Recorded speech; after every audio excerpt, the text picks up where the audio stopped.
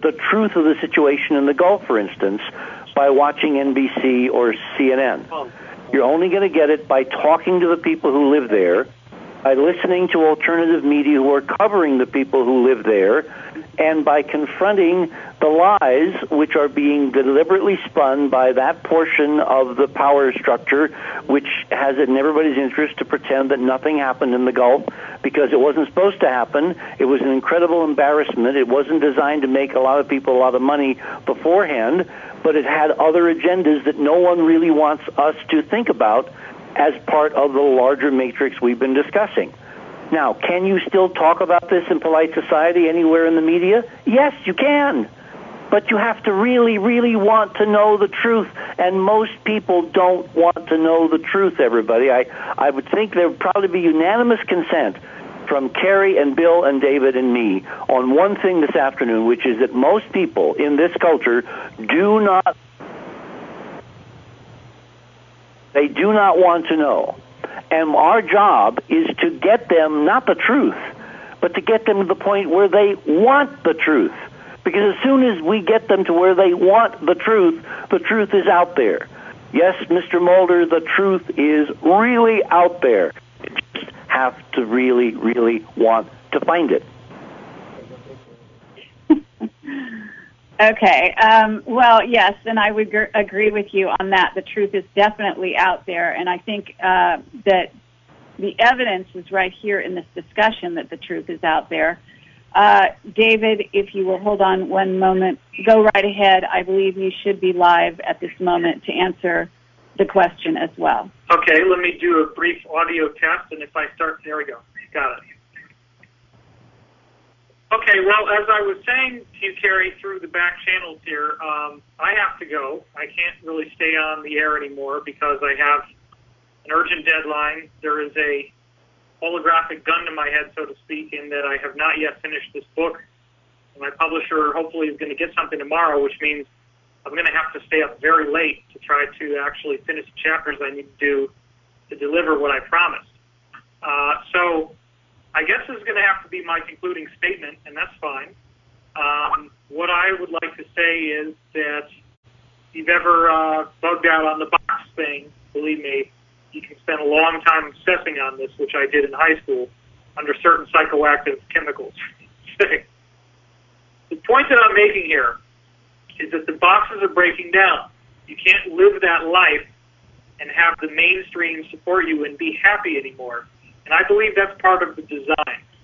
I believe that what's happening right now is that people are supposed to be going through extreme upheaval and difficulty in their lives for a reason. I believe the economic crises that we're going through are not accidental. It's not something that you want to feel a victim about. I think if you reach a state of enlightenment, in terms of how I would define enlightenment, what you actually end up seeing is that everything that's happening in the world is part of an overall orchestrated ballet of consciousness evolution. Even the negative elite, the ones that have talked to Bill and laugh about 2012 and think nothing's going to happen, the ones that have talked to all of us and have said that New World Order is coming, that they're going to be able to instill martial law, global governance, one world currency, all of these various machinations of destruction are things that they are allowed to do. But if you go back through, and we've talked to Dr. Pete Peterson about this, he's been hearing since 1999 that they were going to create a global economic collapse, take over the world, instill martial law, very, very diabolical plans about what they want to do, that the military is literally going to go around and steal gasoline out of people's gas tanks, steal it out of the gas stations, and basically try to bring society to a grinding halt.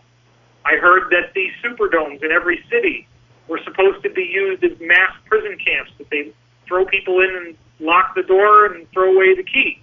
Well, they tried to do that at Hurricane Katrina, and now nobody is ever going to go into a superdome again in the event of a national emergency. So what I'm saying is the Internet has actually mainstreamed this stuff. If you go on Drudge Report is arguably the largest media outlet on the Internet particularly for the right wing, with Huffington Post being the equivalent to the left wing. Something that nobody has ever talked about, but I find fascinating, is there are multiple examples, which, believe me, I'm documenting every time I find them, where Matt Drudge is linking to Alex Jones again and again and again. I mean, Alex Jones, the guy who's talking about the Bilderbergs and the Trilateral Commission and the Council on Foreign Relations and the Owl Moloch that they do human sacrifices to at the Bohemian Grove, and all of this stuff related to the vaccine controversy, related to what really is the purpose of the TSA airport scanners that they put in. Why are they doing this? Why are they trying to dehumanize people? And all this stuff is going mainstream because Drudge Report is mainstream. There's over 30 million hits a day for the most part, depending on the day. It's about 29, 30 million. So people are getting the message. And I believe that this is all part of the orchestrated plan. My understanding, again, is that these seraphim in the Bible, as they're called, these very high-level ETs or super angelic beings, whatever you want to call them, have the capacity to terraform entire planets, to structure the moon to be the right size to create the solar eclipse corona, that all of this stuff that they're doing is intended to help us evolve. And the dance, the game that's being played on this earth is that these negative forces are only allowed to do what they are invited to do by our collective free will. Our collective free will does not give them the right to actually take over the earth. It would if enough of us were negative, but apparently we're not. Apparently there's too many people who are positively oriented, who are trying to do the right thing, trying to be loving, trying to be community-oriented, trying to support, trying to heal the earth, trying to be humble, trying to listen to other people's point of view rather than just arrogantly proclaim that it's their way or the highway. That's the type of stuff that we're all doing, voting on a personal level for these New World Order guys to be defeated. There are many, many examples of these higher order ETs intervening with the planet's history to stop us from global destruction. Many, many cases of UFOs appearing over nuclear missile installations and powering them down.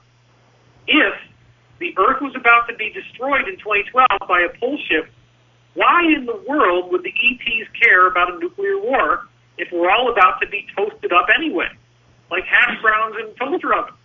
It doesn't make any sense. What I think does make sense is you go back to the original Zoroastrian prophecy. You see what they said that was then distributed into all the other religions. And it says that Set Ahriman, the adversary, was built to be defeated all along. The negative forces are allowed to exist because they act as a holographic mirror of our collective shadow, of our collective disharmony. And I do believe that disclosure will be part of what is allowed to happen at the right time. But I want to make a critical distinction here. I think that once disclosure is allowed to happen, the scope of what changes will occur in the human civilization and the way we think are absolutely profound. And I want to go back to the original Project Camelot witness when Bill, you, and Kerry first did this video to interview this guy, Mr. X. And Mr. X said that he saw documents while he was working in sorting documents for a Black Ops program. Multiple documents, which we confirmed from other sources that went back to him, went back to the 1950s, in which world leaders were contacted by extraterrestrials and told that they could do anything they want to do, mess with the planet, screw things up, whatever, up until the year 2012, around the end of the year. But that at that time, there was going to be an event that would take place where the ETs would formally announce themselves to humanity.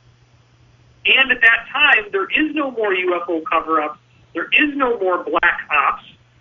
There's nothing that can be hidden. There is nothing that can be kept secret. It all comes out in the open. Now, there was speculation, and again, this is from other people who interviewed Mr. X as well, and I chased down every single thing we found on the guy, because as you guys both know, it was very tragic that there he was trying to come out in the open and trying to reveal more of what he knew. He wanted to be more public, And then right before he was going to go with you guys and reveal more documents